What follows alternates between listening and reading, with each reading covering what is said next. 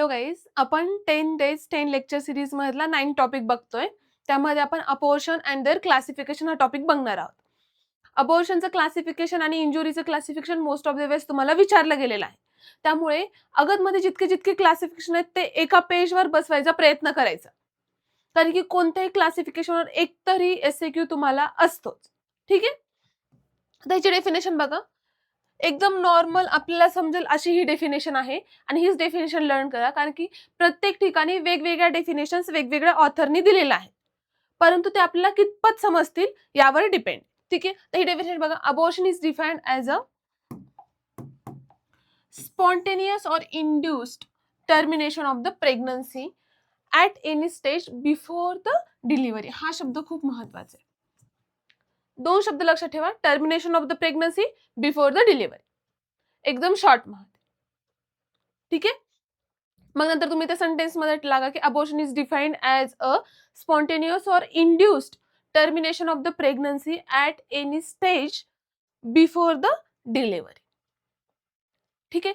Naturally 9 month झाल्यानंतर आपोआप delivery व्हायला पाहिजे, परंतु त्याच्या आधी काही मेडिकल लिगल आपल्याला जे काही पॉईंट सांगितले आहेत त्यानुसार टर्मिनेशन ऑफ द प्रेग्नन्सी केली जाते, किंवा ॲक्सिडेंटली, नॅचरली, स्पॉन्टेनियसली, किंवा डिसीज कंडिशन असेल त्या आपण त्या कंडिशनमध्ये पण प्रेग्नन्सी टर्मिनेट करतो. ठीक आहे, त्याला आपण काय म्हणतो, अबॉर्शन म्हणतो. क्लिअर सगळ्यांना? Abortion is defined as a spontaneous or induced termination of the pregnancy at any stage before the delivery. Clear? मग त्याचे क्लासिफिकेशन बघा. मेन दोन क्लासिफिकेशन आहेत, clinical classification and medico legal classification.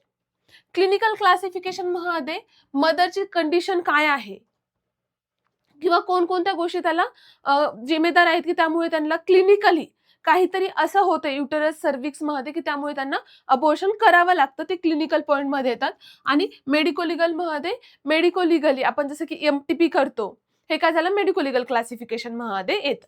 ठीक आहे. मेन दोन क्लासिफिकेशन लक्षात ठेवा, clinical classification, medico legal classification. तर क्लिनिकल क्लासिफिकेशन मध्ये पुन्हा तुम्हाला 12 ते 13 पॉइंट्स लक्षात ठेवायचे आणि त्याचे पॉइंट्स घेतले ते एकदम इझी आहेत आणि जे सगळ्यांना समजतील असे पॉइंट घेतलेले. ठीक आहे. तर क्लिनिकल क्लासिफिकेशन बघतोय, त्यामध्ये आपण आणखीन पॉइंट्स बघतोय. फर्स्ट आहे spontaneous or the natural abortion. जसं की स्पॉन्टेनियसली झाले, काहीतरी खाण्यापिण्यामध्ये आले त्यामुळे झालेलं असेल, किंवा काहीतरी वातावरणामध्ये चेंजेस आहेत त्यामुळे झालेलं असेल, तर ते काय म्हणतात, स्पॉन्टेनियस ऑर नॅचरल अबॉर्शन झालं त्याच्यामध्ये. सेकंड आहे तर ऍक्सिडेंटल, म्हणजे पायऱ्या चढल्यामुळे, जास्त ओझं उचलल्यामुळे जर असे असतील तर ते ऍक्सिडेंटल अबॉर्शन मध्ये येतात cases. Then artificial abortion. Artificial or induced abortion त्याच्या नावामध्येच आहे, आर्टिफिशियली कोणीतरी मुद्दाम काहीतरी खायला दिलंय, किंवा जे काही आपल्याला आपण विष बघितलेले आहेत. प्लांट पॉइझन मध्ये खूप सारे असे प्लांट्स आहेत जे अबॉर्शन कॉज करतात. मग ते काय तर आर्टिफिशियल येतं, म्हणजे मुद्दाम आपण ते, एखाद्याला चाइल्ड नको असतो त्यामुळे पण ते आर्टिफिशियली अबॉर्शन करतात. ठीक आहे, त्याच्यामध्ये ते येतात points. Then complete and incomplete abortion. Complete abortion मध्ये काय होतं, जे काही पार्ट आहे, फिटलचं जे काही पार्ट आहे, युटरसची जी काही ब्लिडिंग आहे, हे सगळं जे काही parts related of the pregnancy आहे तो सगळा पार्ट सर्व्हिक्स थ्रू बाहेर पडतो कम्प्लीट मध्ये. पण इनकम्प्लीट अबॉर्शन मध्ये काहीसा पार्ट तसाच फिमेलच्या युटरस मध्ये असतो, त्यामुळे सेप्सिस होण्याचे चान्सेस असतात. तसेच क्रॅम्प्स, पेन हे फिमेलच्या कंप्लेंट सुरू असतात. मग तेव्हा आपल्याला हे इनकम्प्लीट अबॉर्शनची व्यवस्थित ट्रीटमेंट करणं गरजेचं आहे. आणि जर लवकर ट्रीटमेंट नाही झाली तर युटरसला सेप्सिस बसू शकतो. ठीक आहे. कम्प्लीट अबॉर्शन एक वेळेस चांगलं, पण इनकम्प्लीट अबॉर्शन खूप डेंजरस असतं, त्यामुळे खूप सारे आपल्याला कॉम्प्लिकेशन्स होऊ शकतात. देन ट्रीटंट अबॉर्शन्स. ट्रीटंट अबॉर्शन मध्ये काय होतं, युटराईन ब्लिडिंग होते. ठीक आहे. ट्रीटंट मध्ये युटराईन ब्लिडिंग तर होते,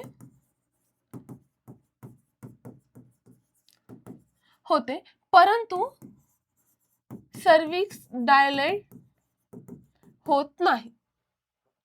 ह्यामध्ये पण क्रॅम्प्स आपल्याला, जे काही फिमेल पेशंट आहेत ते आपल्याला कंप्लेंट्स मध्ये क्रॅम्प्स सांगतात की ब्लिडिंग होते पण खूप जास्त क्रॅम्प्स येत आहेत, बॅक पेन होत आहे, हे कंप्लेंट्स घेऊन फिमेल आपल्याकडे येतात.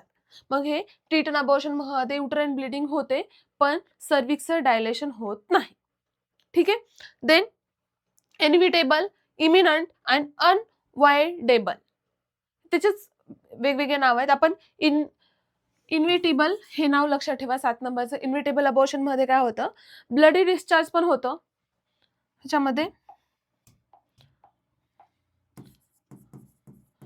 ब्लडी डिस्चार्ज असतो, त्याचबरोबर सर्व्हिक्सचं डायलेशन पण असतं आणि युटराईन कॉन्ट्रॅक्शन पण असतात. कशामध्ये आपण बघतोय, इन्व्हिटेबल अबॉर्शन मध्ये बघतोय. ठीक आहे. ब्लडी डिस्चार्ज असतं, युटराईन कॉन्ट्रॅक्शन्स पण असतात आणि सर्व्हिक्सचं डायलेशन पण त्याच्यामध्ये असतं. Then missed abortion. Missed abortion मध्ये काय होतं की फिटलची डेथ ऑलरेडी झालेली असते. ठीक आहे. Fetal death more than 8 weeks, म्हणजे प्रेग्नन्सी राहिल्यानंतर 8 वीक पर्यंत किंवा जेव्हा फिटलची ग्रोथ व्हायला सुरुवात होते परंतु त्याची डेथ झालेली असते, ते आपल्याला समजून येत नाही. 5th किंवा 6th-7th मंथ मध्ये आपल्याला मुवमेंट जाणवतात, पण त्या लेडीज मध्ये ह्या मुवमेंट जाणवत नसतात. मग तेव्हा आपल्याला जे काही आपले एक्झामिनेशन्स आहेत सोनोग्राफीद्वारे आपल्याला बघावं लागतं की फिटलची ग्रोथ कुठपर्यंत आहे. मग इथे फिटल डेथ आपल्याला मोर दॅन 8 वीक हे आपल्याला दिसून येतं. ठीक आहे. मिस्ड अबॉर्शन मध्ये. हॅबिच्युअल अबॉर्शन मध्ये काय असतं की 3 to 4 सक्सेसफुल अबॉर्शन्स असतात, म्हणजे ऑलरेडी त्याची हिस्ट्री असते की 2 बेबीचं अबॉर्शन झालेलं आहे किंवा तिघांचं झालेलं आहे, मग आता प्रेग्नन्सी राहिली आहे, तर मग आता पण चान्सेस असतात की या प्रेग्नन्सीद्वारे पण ते पुढे कॉम्प्लिकेशन जाणवतील म्हणून. म्हणजे हॅबिच्युअल की ते युटरस साथ देत नाही किंवा काहीतरी त्याच्यामध्ये क्लिनिकल फीचर्स आहेत जेणेकरून तिला हॅबिच्युअली अबॉर्शन्स होत आहेत. ठीक आहे. देन ट्यूबल, म्हणजे जेव्हा प्रेग्नन्सी राहते एम्ब्रियोची जी ग्रोथ असते ती ट्यूबल सेक्शन मध्ये जेव्हा होते तेव्हा ती प्रॉपर ग्रोथ होत नाही, त्यामुळे पण आपल्याला अबॉर्शन्स करावे लागतात. इन्फेक्टिव्ह, युटरस, सर्व्हिक्स याच्यामध्ये काही इन्फेक्शन असेल किंवा काही सेप्टिक वगैरे आपल्याला जर जाणवले क्लिनिकल आपण एक्झामिनेशन्स करताना, तेव्हा पण आपण तिथे अबॉर्शन करायला सजेस्ट करतो. किंवा इडिओपॅथिक, म्हणजे प्रेग्नन्सी राहिली त्यानंतर फिमेलला एखादा डिसीज झालेला आहे, त्यातून ती पुढे जे काही बेबी आहे त्याला पण होऊ शकतो, या सिच्युएशन मध्ये पण आपण बेबी अबॉर्ट करायला सांगतो. ठीक आहे. हे जे काही मी एक्सप्लेन केले ते तुम्हाला शॉर्ट मध्ये एका लाईन मध्ये ह्याच्या पुढे लिहायचंय जेव्हा तुम्हाला define abortion and their classification असा टॉपिक येईल तेव्हा. ठीक आहे. क्लिनिकल क्लासिफिकेशन मध्ये 13 पॉइंट बघितले. स्पॉन्टेनियस, ऍक्सिडेंटल, नंतर आपण आर्टिफिशियल बघितलं, कम्प्लीट, इनकम्प्लीट. ठीक आहे. ह्या 5चा एक ग्रुप करा. Then 3 turn, inevitable, missed, habitual, tubal, infective, septic and idiopathic abortion. Okay. Clear सगळ्यांना पॉइंट्स? हे झाले क्लिनिकलचे पॉइंट्स. आता मेडिको लिगल क्लासिफिकेशन मध्ये बघा main 2, spontaneous or natural or artificial. Spontaneous natural किंवा आर्टिफिशियल ऑर इंड्यूस. जेव्हा आपल्याकडे डेड बॉडी येते तेव्हा आपल्याला हे मेडिको लिगल क्लासिफिकेशन महत्वाचं ठरतं.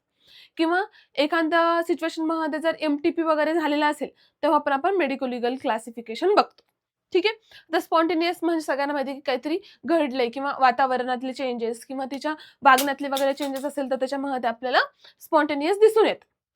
परंतु आर्टिफिशियल मध्ये आपल्याला MTPचा विचार करावा लागतो.